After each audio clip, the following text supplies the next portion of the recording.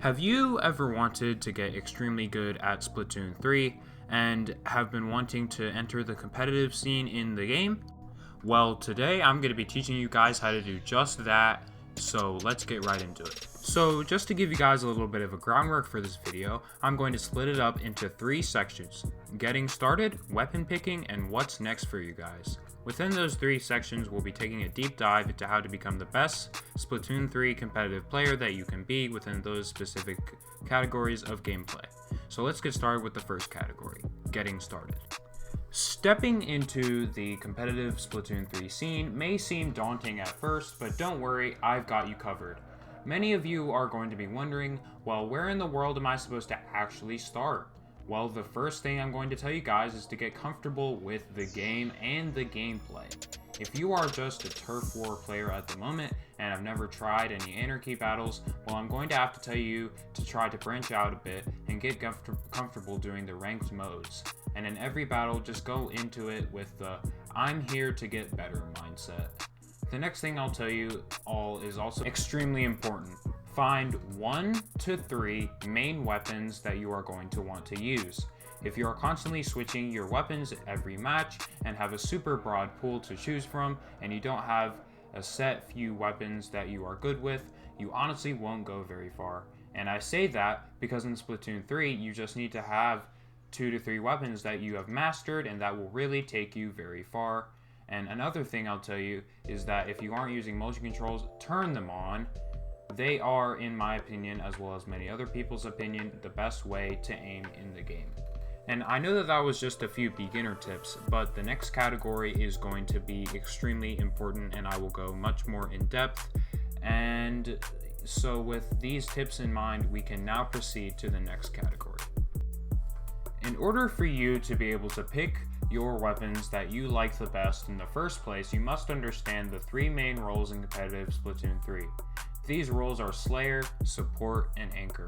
To explain what these are, Slayer is the role in which your main goal is to splat enemies.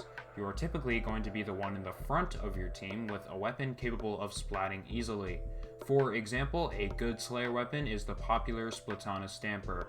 The Stamper can charge pretty quickly and release a ranged ink attack, and if you quickly press the ZR button, it will do a less powerful but quick ink attack. You need 3 of those quick attacks and 1 charged attack to splat an enemy, usually.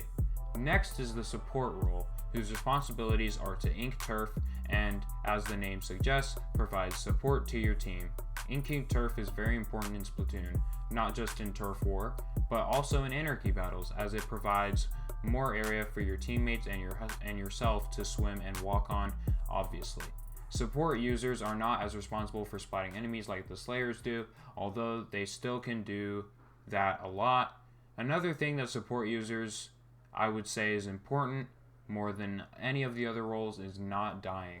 I say this because another thing that is important about being a support is being a good super jump spot. Also, if you die, you can't be super jumped to for a very long time, and you aren't helping your competitive teammates ink the turf. Before we move on to the next role, I'll give you guys a great example of a good support weapon, the Tent Umbrella. This weapon is great for support users as it can be used as an inking machine, but also a shield against enemies, which is perfect for this role. Next role is the Anchor role.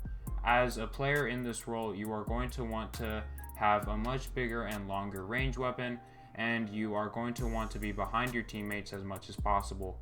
You will be responsible not only for splatting players, but will also be a good super jump spot and holding the back line of your team. Think of the Anchor as the person who oversees all that your team is doing and helps your team as much as they can, but from the back. A great example of a weapon in this category is the Heavy Splatling. As I said before, you need very long range as an anchor, which this weapon provides. If anyone dares to get close to you, you will be able to take them out pretty quick with the Heavy Splatling because of its intense power. I'll give another example for the anchor category too. The E-Leader 4K is a great sniper weapon that you can charge and shoot with. Definitely check out those weapons if you are considering the anchor role. Next up on the list of things to discuss is your outfit and weapon build. If you haven't noticed already, your hats, shirts, and shoes can all unlock abilities after playing with them and unlocking them. It is important to think about what these abilities do and how they will help you in a match, and your weapon selection and role. I will link the website sendao.inc in the description because it has not only a build analyzer but also a great catalog of resources to choose from in it. If you go to the build analyzer on the sendao.inc website, you'll be able to sort of analyze your build and see what its strengths and weaknesses are, so definitely check that out. So to recap, figure out with your current weapon selection what role you will be playing, and also analyze your build and make any tweaks necessary for your specific role and weapon. Alright guys, so lastly let's talk about what's next for you guys in your journeys as competitive Splatoon 3 players. So another link I have for you guys in the description is a Discord server called Ink Polis Crosswalk that is basically the hub for all sorts of other Splatoon 3 Discord servers that you can join that all serve a specific purpose in helping players who want to play competitive Splatoon. One I would definitely recommend also joining is the free agent server for recruiting team members, and also where users can make a free agent post and get recruited by other teams.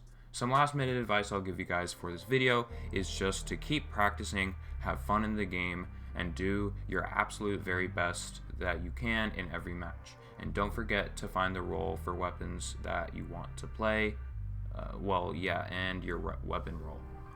Thank you guys so much for watching this video. I really hope that it helped you out. I tried to make it short and sweet, and if you have any questions or anything, put them down in the comments below, and I will see you guys in the next video.